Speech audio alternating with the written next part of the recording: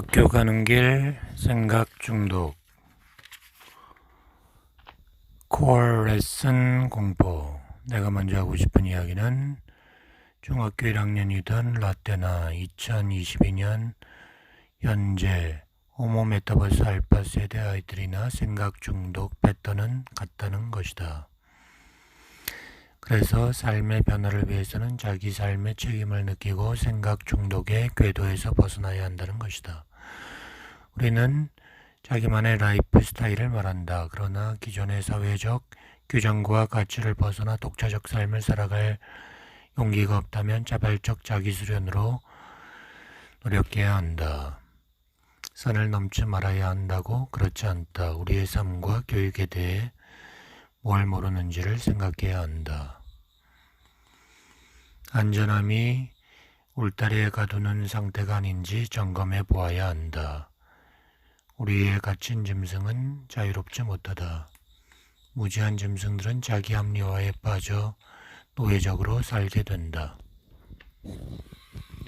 빅 레슨. 이것이 있으므로 저것이 있고, 부모가 자녀에게 어떤 눈빛과 태도로 말을 하는가가 아이 내면의 목소리를 만들어낸다고 하는 것처럼 선생님의 말과 눈빛, 태도도 중요하다. 좋은 경험은 반복되면 믿음으로 바뀌고 그것이 경험 명제가 되어 양질의 지식으로 재생산되면서 인류의 지혜로 축적된다. 뻔한 지식 명제와 규범 명제만 반복되는, 뻔한 말만 반복되는 세계는 정치된 세계다. 초등학교 때 내 기억의 핵심은 매일이 지루했다는 것이다. 2020년 청소년 고민에 대한 자료를 보니 필자가 중학생이었던 시절보다 43년이 지난 오늘날도 여전히 아이들의 고민 1위는 성적이다. 외모, 돈과 직업, 건강, 친구 문제가 뒤를 이었다. 호모 메타버스 알파 세대 아이들은 흡연이나 알코올 중독이 아니라 인터넷 중독에 대한 고민이 더 많다. 중독적 삶에서 창조적 자기 삶으로 변환하려면 무엇보다 지속적으로 무지에서 깨어있는 연습이 필요하다. 그리고 자기를 성찰하고 자기를 찾는, 그래서 자신 삶의 주인공으로 주체적 삶을 살아가는 교육 프로그램이 필요하다.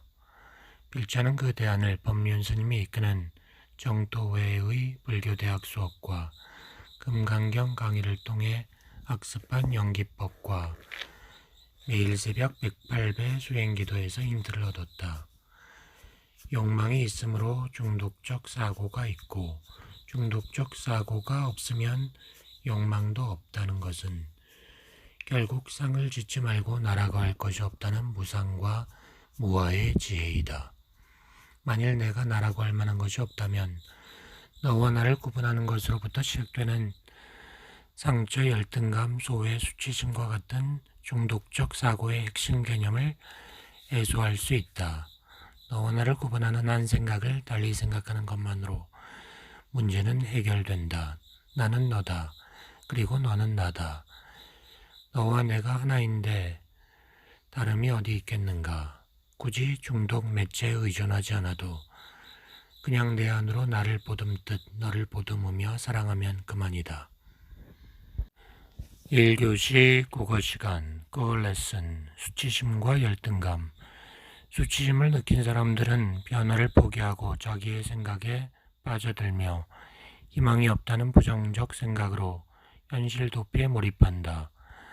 그와 더불어 중독 물질과 타자에게 자신의 삶의 통제권을 넘기고 의존하며 무기력한 자신을 학대하고 중독에 빠진다.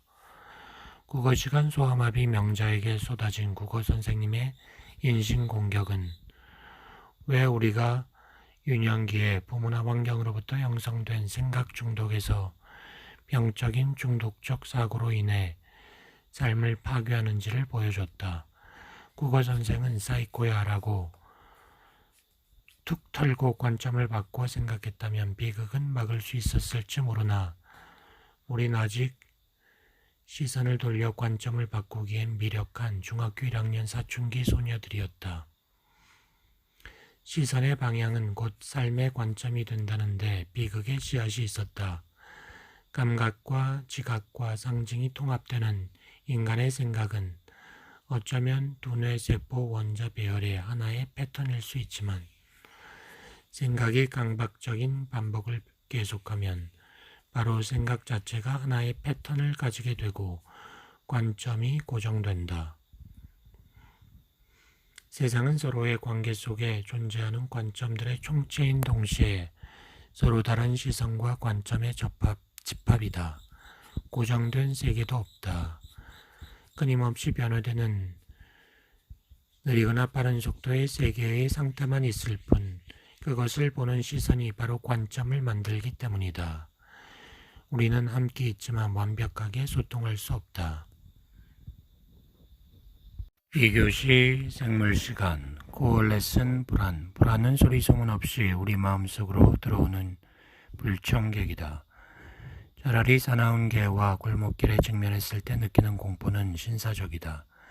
하지만 정체도 없이 젖어드는 불안감이 가져오는 조조감은 손톱을 물어뜯게 한다. 떨칠 수 없는 강박적 불안은 우리도 알지 못하는 강박 행동을 계속하면서 불안을 잊기 위한 모든 행위와 물질로 우리를 안내하며 중독으로 몰아간다.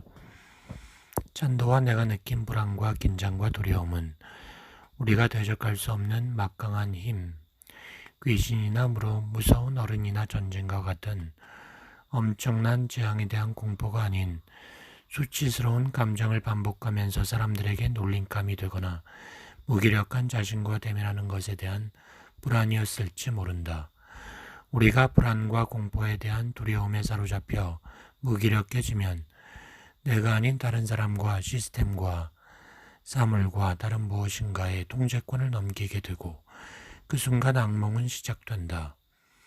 모든 것이 나로부터 나아가 나에게 돌아오는 내 마음의 작용임에도 불구하고 무지한 우리는 그것을 부모님이나 선생님, 친구나 가정 환경 등 밖에서 원인과 해결책을 찾으면서 방황과 강박적 행동을 반복하게 된다. 그러나 수치심이나 창피함은 파도가 밀려왔다 밀려가듯 우리 삶에 왔다 갔다 하는 과정일 뿐이지 고정된 나의 본질은 아니다. 우리 누구나 귀한 삶의 경험을 간직하고 멋진 성찰로 성장하러 지구에 온 귀한 존재다. 산은 오르면 내려오게 되어 있다. 수치심 또한 우리가 어깨에 메고 끊임없이 산을 오르는 시지프스의 또 하나의 바위돌일 뿐이라 생각한다면 문제는 사라진다. 내려놓으면 된다. 세상 누구라도 자신만의 파도를 만나고 자신만의 산을 오르지 않는 사람은 없다.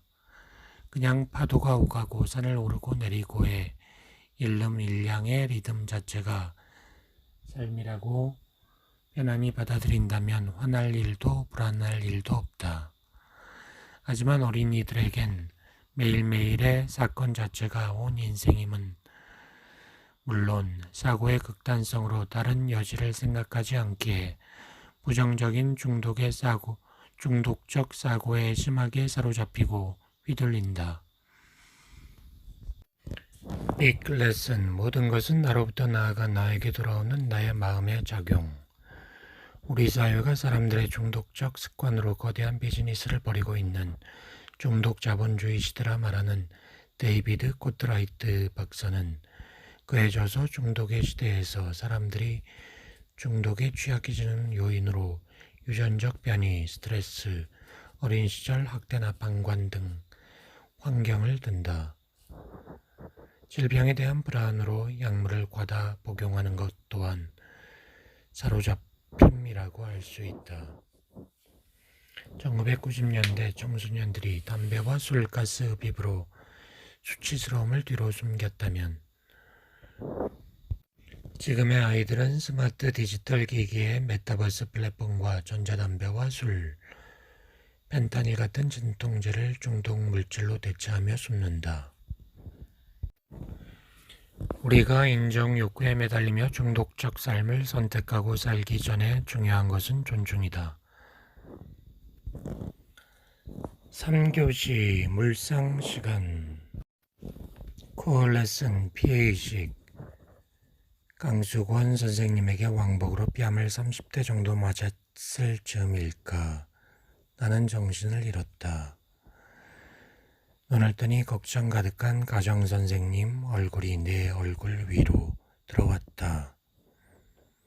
선생님 말씀에서 나는 피해의식이라는 언어와 지식을 얻었다.